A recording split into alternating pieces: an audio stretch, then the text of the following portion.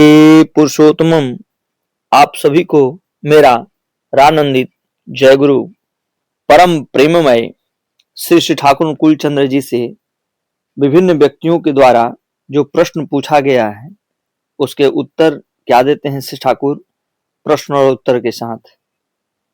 प्रश्न है, आप जैसे व्यक्ति की बात करते हैं वैसा मनुष्य तो नजर नहीं आता है। श्री श्री ठाकुर, मेरी अवस्था ठीक उस साधु के जैसा है। एक साधु था, वह प्रायः अचेतन अवस्था में पड़ा रहता था। लोग यह समझते थे कि उसकी समाधि हुई है। ज्यों ही तथाकथित समाधि टूटती थी अर्थात चेतना लौटती थी, त्यों ही वह बोल उठता था, रुपए फेंको, रुपए फेंको। व्याधि हो या समाधि हो, पर रुपए फेंकने की बात उसके मस्तिष्क से नहीं जाती थी।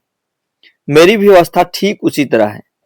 चाहे जितना जो कुछ हो, घूम फिर कर वही एक बात रट लगाए हुए हूं, मनुष्य दो, मनुष्य दो।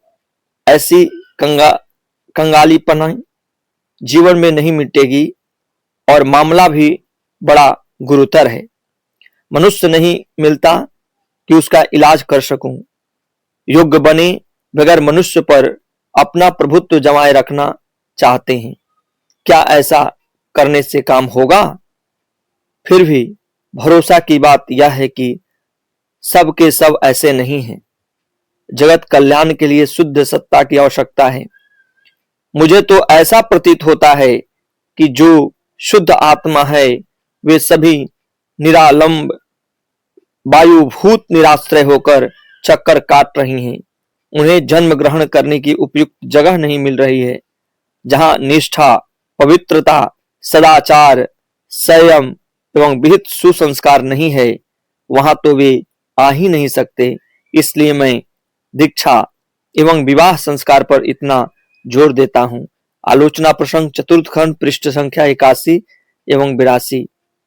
अगला प्रश्न के श्रोता करते हैं, हमारा याजन तो आजकल अनेक क्षेत्रों में लेक्चर वक्तृता झाड़ने जैसा हो गया है। श्री ठाकुर, तब तो उससे काम नहीं होगा। याजन क्या चीज है, क्या मैंने इस विषय में नहीं कहा है? कृष्णदा, हाँ, आपने क्या नहीं कहा है?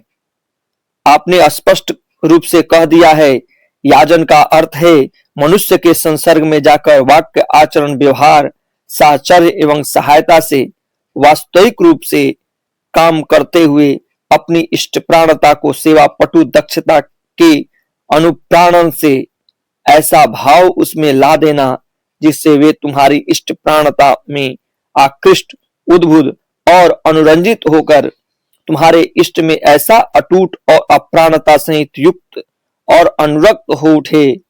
जब याजन यजन का अनुसरण नहीं करता है तो अपने उपसंहार में व्यष्टि, समाज और जाति के ध्वंस को निमंत्रित कर बुला लाता है।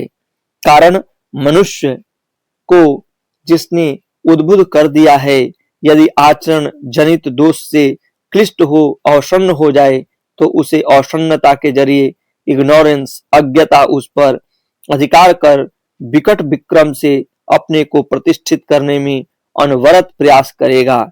इसलिए जो याजक है, यदि वे आइडियल इष्ट में स्ट्रांगली इंटरेस्टेड, सम्यक रूप से अंतराश और आचरणवान हुए बगैर याजन करने जाएं तो विपदजनक ही बात होगी। जहां इष्ट स्वार्थ प्रतिष्ठापन्नता के नाम पर आत्म स्वार्थ प्रतिष्ठापन्नता सक्रिय होती है, वहां लिबिडो, सूरत, बहुत कुछ विकृति मुखी होती है। ऐसे कपटता रहने पर मुंह से बात नहीं निकलती। केवल बातों के लिए बात कर मनुष्य को मात नहीं किया जा सकता है। गीता में है, जिसका चित्त मुझ में अर्पित है, जिसका प्राण मदगत है, ऐसे भक्तगण एक दूसरे को मेरी बातें समझाते हुए एवं सर्वदा मेरा कथा कीर्तन कर परम संतोष एवं आनंद प्राप्त करते हैं।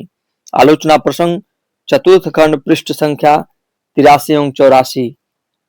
प्रश्न, मनुष्य को भोजन न मिले और दिल में आनंद रहे तो क्या वह जीवित रह सकता है? शिष्य ठाकुर हंसते हुए बोले, अरे पागल, यदि मन में आनंद रहता है तो मनुष्य की रोटी को कौन छीन सकता है?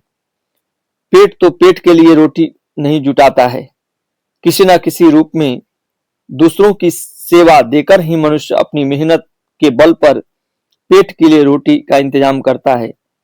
सेवा वही सफल होती है जहां उसके साथ रहता है उद्दीपनी व्यवहार। स्वयं ही उद्दीप्त नहीं है, क्या वह मनुष्य को उद्दीप्त कर सकता है? आलोचना प्रसंग चतुर्थ खंड पृष्ठ संख्या 115। आप सभी को पुनः रानंदित जय गुरु। आपको ये जानकारी अच्छी लगी हो तो एक छोटा सा आग्रह है कि आप चैनल को सब्सक्राइब कर लें ताकि हमारा साथ बना रहे। ऐसे ही और वीडियो देखने के लिए आप हमसे जुड़ सकते हैं, बस नीचे दिए गए लाल बटन को दबा दें।